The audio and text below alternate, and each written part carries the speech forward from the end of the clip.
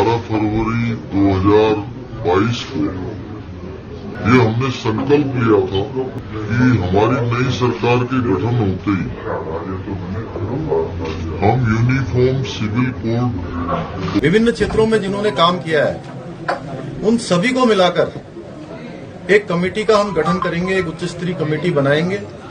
वो committee uniform civil code का draft तैयार करेगी और हमारी सरकार उसको लागू करेगी।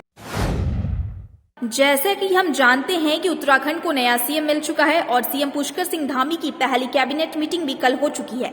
मीटिंग में एक महत्वपूर्ण फैसला लिया गया है। बता दें कि यह वह फैसला है जिसका सीएम धामी ने चुनाव से पहले जनता को वादा किया था और बात पर पूरा उतरे हैं। हम बात कर रहे हैं यूनिफॉर्म सिविल कोड की, जो कि उत्तराखंड में लागू हो चुका है। उत्तराखंड की जनता के लिए काफी गर्व की बात है। देखा जाए तो सीएम धामी ने अपना वादा खूब निभाया है। उत्तराखंड में जल्द से जल्द यूनिफॉर्म सिविल कोड लागू करने से राज्य के सभी नागरिकों के लिए समान अधिकारों को बल मिलेगा। इससे राज्य में सामाजिक समरसता बढ़ेगी, जेंडर जस्टिस को बढ़ावा मिलेगा, महिला सशक्तिकरण को ताकत मिलेगी और साथ ही देवभूमि की असाधारण सांस्कृतिक आध्यात्मिक पहचान को, यहाँ के पर्यावरण को सुरक्षित रखने में भी मदद मिलेगी। उत्तराखंड का यूनिफॉर्म सिविल कोड दूसरे राज्यों के लिए भी एक उदाहरण के रूप में सामने आएगा। वहीं उत्तराखंड पहला राज्य होगा जहाँ ये लागू होगा। उत्तराखंड की जनता के लिए काफी गर्व की बात है। आइए सुनते हैं क्या है यूनिफॉर्म सिविल कोड पर जनता का कहना।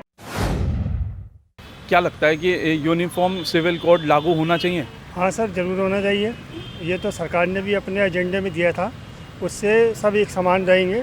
किसी को ये नहीं हुआ कि मैं उस देश का हूँ या उस स्कूलों में जो ड्रेस है वो सब एक समान होनी चाहिए। सरकार के हित में जो स्कूल की ड्रेस है एजेंडा उसके हिसाब से होनी चाहिए। क्या लगता है इससे कितना बदलाव आ पाएगा? इससे सर बहुत बदलाव आएगा, क्योंकि जो विपक्षी लोग हैं और जो बाहर के असामाजिक तत्व हैं उन पर भी फर्क पड़ेगा। एक देश एक कानून होना चाहिए। यूनिफॉर्म सिविल कोड लागू होना चाहिए, क्योंकि देश के लिए बहुत आवश्यकता है इस टाइम। क्योंकि अगर यूनिफॉर्म सिविल कोड हम नहीं लाती है सरकार, तो क्या होगा, आने वाले समय में लोग अपनी मनमर्जी से जीने लगेंगे। कोई व्यक्ति कहेगा कि भाई मैं अपने घर का हूँ, आर्य समाजी कहेगा मैं अपने तरीके से चलता हूँ, दूसरा समुदाय कहेगा मैं अपने तरीके से चलता हूँ, वो कहेगा अपने तरीके से चलता हूँ। तो हमें यही व्यवस्था नहीं समझ पे आएगी कि आखिर हम लोग कहाँ पर इस्टेब्लिश है, हम हिंदुस्तानी हैं या कहाँ के।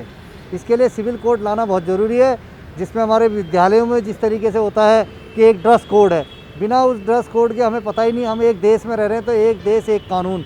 सभी को तलाक का समान अधिकार होना चाहिए, शादी ब्याह में समान अधिकार होना चाहिए। इस तरह का हमें धर्मनिरपेक्षता होते हुए सिविल कोड कानून को जल्द से जल्द सरकार को लाना चाहिए। और सरकार की ये प्राथमिकता भी है, क्योंकि सरकार ने अपने एजेंडे में भी ये दिया था कि हम सिविल कोड को लाएंगे। तो पुष्कर सिंह धामी जी ने कल इसका प्रस्ताव भी दिया है। ये तो जल्द ही इसका उचित निर्णय लेते हुए सरकार इस पर कार्रवाई करेगी और ये जनता के हित में होगा। क्योंकि कुछ लोग हो सकता है इसका विरोध करेंगे, लेकिन विरोध तो होता रहता है। जब भी व्यक्ति कोई अच्छा कार्य करता है तो उसका विरोध भी होता है।